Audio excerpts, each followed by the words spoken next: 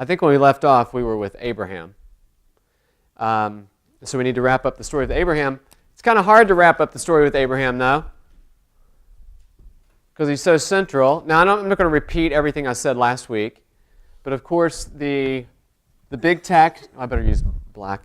The big text for us, of course, is Genesis 15:6. It's one of them anyway. Here we go.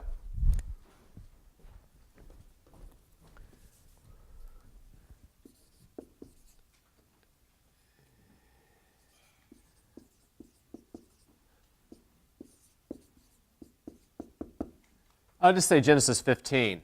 Now, Genesis 15 is extraordinarily important, as I said last week, because it is the first time where what two concepts are brought explicitly together? Faith and righteousness, right? Up to that point in the Bible, faith is obviously implied. Here it becomes explicit. The word righteousness has been used before. But of course, the idea that what righteousness means, you have to think of it in sort of more than one level. You have to think of it in terms of righteous being a general term, but remember who's writing Genesis and to whom. Who's writing Genesis? Who is he writing to? Israel.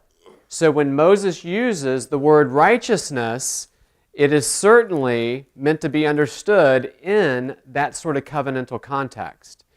In other words, the first readers, or hearers, I should say, of Genesis, the first hearers are going to hear the word righteousness in a particular way. And they're not going to be thinking about, now, what was righteousness prior to the giving of the Mosaic covenant that I'm in right now? They're going to hear righteousness in a particular way. How do they hear righteousness? They hear righteousness as what? Somebody who's righteous, or somebody whose faith is declared righteousness, declared to be righteousness. It's somebody who, in short, has done everything that's pleasing to God. Right? There's more technical ways we could describe it, but righteousness is inherently connected to something that's done. Right? A righteous person is such because they have lived up to some particular standard, in this sense, God's standard. And so even Abraham, when we're speaking about in the Bible, when the Bible says that Abraham believed God and that is, his faith in God, was counted to him as righteousness, you have to think about righteousness in its original given context. So you don't have to think of like a pre-Moses righteousness to get to the bottom of what it means. Now, of course, with Abraham, he is counted to be righteous, and this is what would get your attention, right? He was counted to be righteous by what? By believing in God. And this is given in a context where the catchphrase is, "Do this and live." This will be righteousness to you if you do these things. These are quotes from the Mosaic Law, right? So anyway, they're given it in the context, or it's given in the context, and Abraham believes God's counted to his righteousness, and then something really significant happens in Genesis 15. Can anybody tell me what it is? That's right. A covenant is established. Now, I should say this. A covenant is not begun, but ratified. You might remember the scene. I'm not going to read it to you, but hopefully you know it.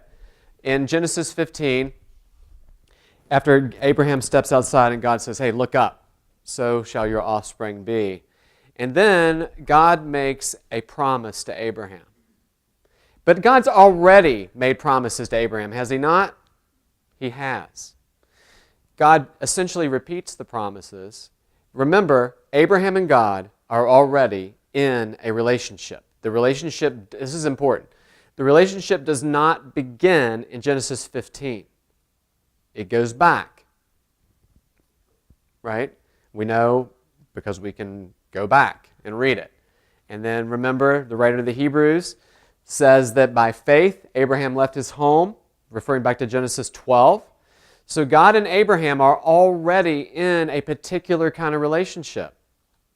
Genesis 15, and what happens in Genesis 15 is not the Genesis, is not the beginning, no pun intended, right? But is not the beginning of the relationship. It is a, if you want to think of it this way, a ratification of their relationship. It is it sort of points out specifically what kind of relationship they're in. But it's already an existing relationship. Right? You might think, wow, you keep saying that over and over again. The reason is because that's important. Now, do you remember what happens in Genesis 15?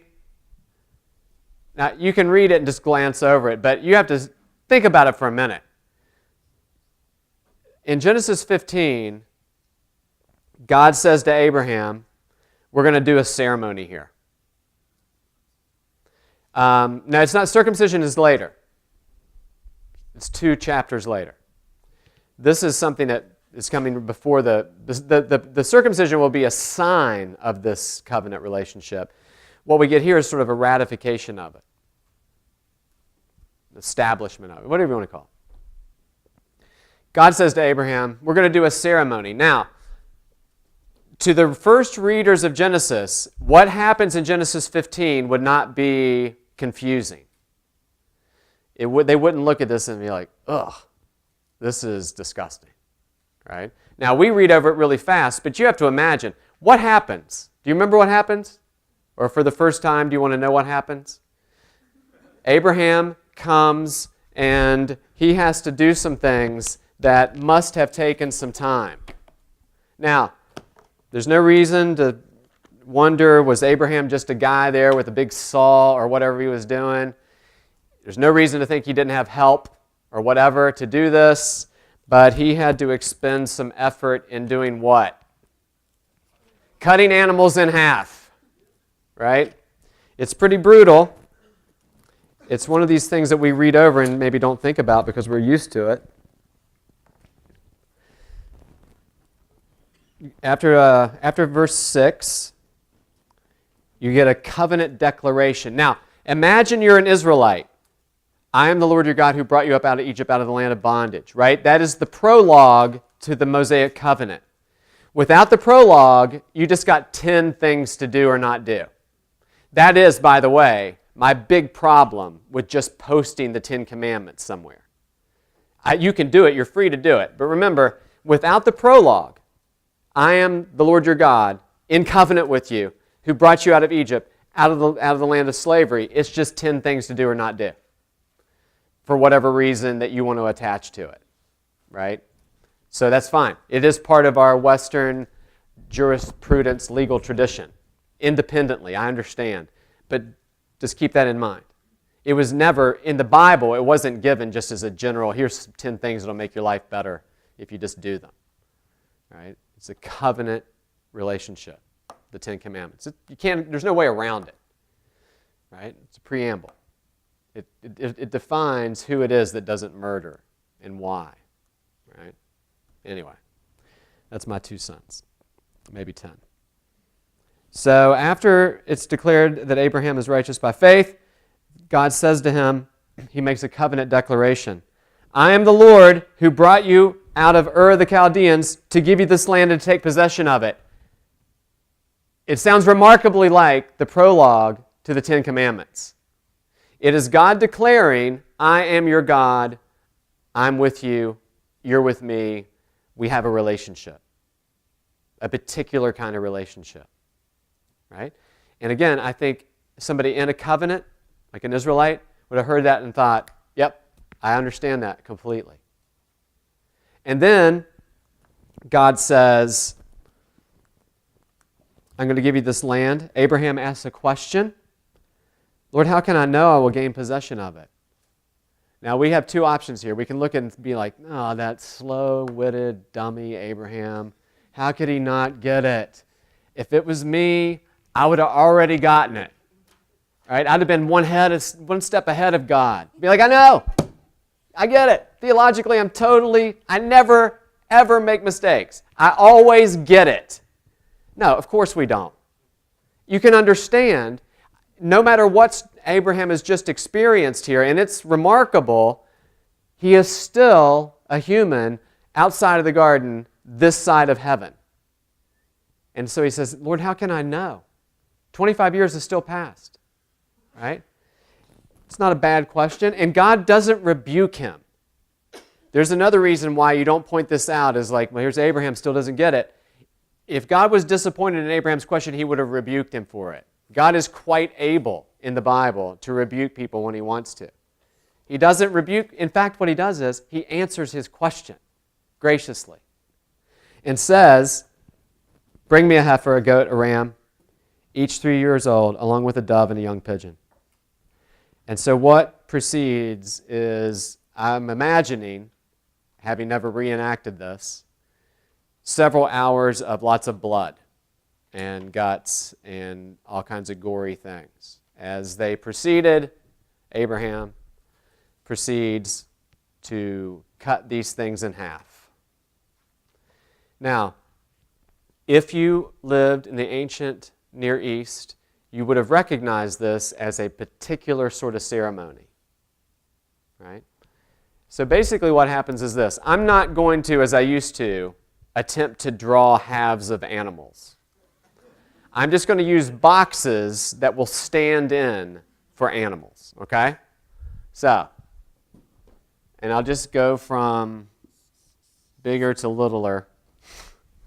Some people say smaller, right? But I'm not convinced of it.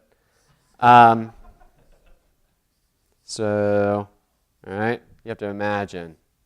All right, imagery. Okay. Imagine those are animal halves. They're split open and there's a pathway between them. Now, in the ancient Near East, there was lots of different kinds of covenants. There were covenants where, the covenants generally involved, they can involve two people who are just making an agreement to do something.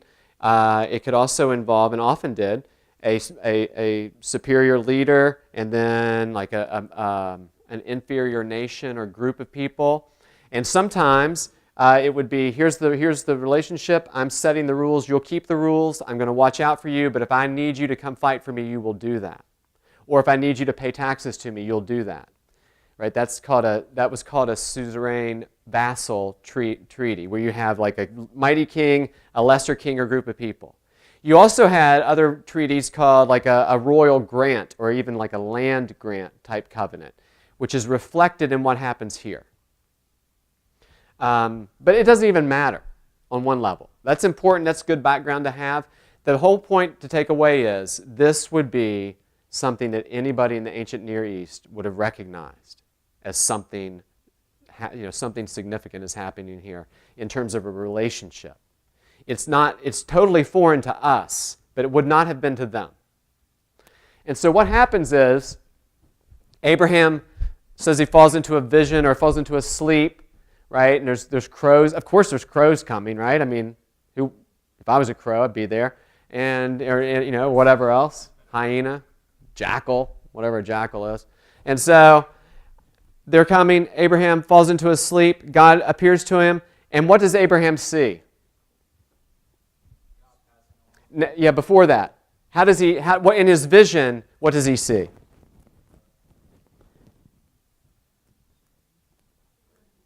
Yeah, there's a lot of darkness. And then what? Fire. If you're an Israelite, and you know Abraham's involved in this deal here with God, and you all of a sudden fire's on the scene, what do you think of? Fire? Fireworks? No. Burning bush? Pillar of fire? The fire coming in, the cloud coming down, the cloud coming down resting on the tabernacle? It is what? Imagery. It is biblical imagery for what? The presence of God. Right? It's not just so we could see. Right? But it's biblical imagery. In that context, I think it's beyond question that it's biblical imagery for the presence of God. So far, this is how God has basically showed up. In these important covenantal places, by the way, like the burning bush, where he comes and says what? First thing, take your shoes off, and then says who he is. Who is he? I am who? The God of Abraham, Isaac, and Jacob. That is, I am the covenant God of the covenant promise. right? And then when God comes and fulfills and leads his covenant people, what's he do? He does so in a pillar of fire and a pillar of cloud. So I just think it's unmistakable that this, in fact, is God, the imagery of God. And typically what would happen in one of these covenants, whatever kind of covenant it was, is you'd get one guy, one representative, they would look at each other, I guess they'd look at each other, and then they'd move on down the line together. Or just one of them. This is symbolic of what? This is symbolic of, this is a public witness of the covenant relationship, of the promise.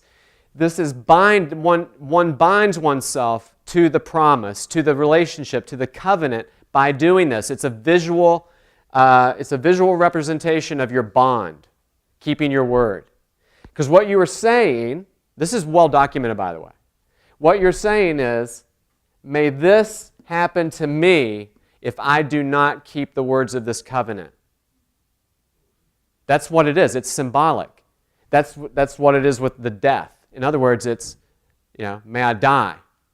I'll die before I break the words of this covenant. If I do break the words of this covenant, let it be on my own head. And it's very powerful symbolism. Now, what's the interesting thing about this covenant? Only one person passes. It's God. God passes through and binds. He keeps his word. It's not. You have to understand when I say bound, what I mean by it. I'm speaking in terms of God, but God publicly, openly binds himself to the promise. Not under duress or anything like that, right? But he does. It's his way of saying to Abraham, I keep my word. And I'm going to keep my word. And what do you have to do? Believe. And what's going to happen what's going to happen when I keep my covenant, which I'm going to do? You're going to get this land that I'm promising you. And you're going to be a great nation. And all the peoples on the earth will be blessed by you.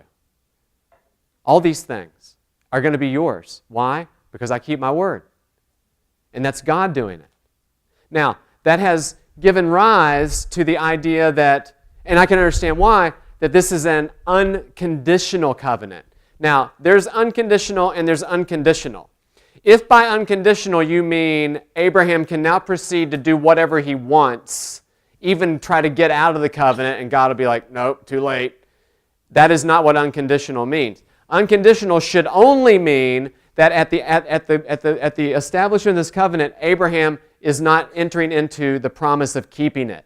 It doesn't mean that Abraham and his children don't have to be a certain sort of people to be part of the covenant people. So don't hear unconditional as Abraham has no responsibilities in this covenant. If you do, you're misusing the word unconditional.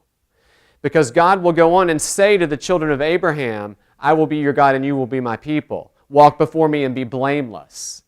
And this continues on into the fulfillment in the new covenant of there still being ways, particular ways that are of living that is expected of people in the covenant. So don't hear unconditional as I can just sort of lay back, kick my feet up, and travel on down the stream, and no matter what happens, I'll end up in heaven. Right? All covenants, to one degree or another, move in two directions. There's always two participants. And never is one participant totally passive in terms of he can do whatever he wants. Right? In other words, here's how I put it, like this. God doesn't drag Abraham and his children kicking and screaming into the fulfillment of the covenant. They have to be a particular kind of people. Right? And this becomes really clear. Right? So I think it's okay to use the word unconditional if you qualify it a whole lot. Because what you want to do is you want to make sure people don't hear it the way we hear the word. If you hear the word unconditional, just simply think, what does that sound like to me when I hear unconditional? And ask yourself, does that truly describe this relationship? It doesn't. The unconditional part just refers to this, that Abraham didn't bring anything to the table or bind himself to the keeping of the covenant. God keeps it. God is unconditional in his promise. But Abraham's children still have to be a particular kind of people. Now, let me show you what I mean.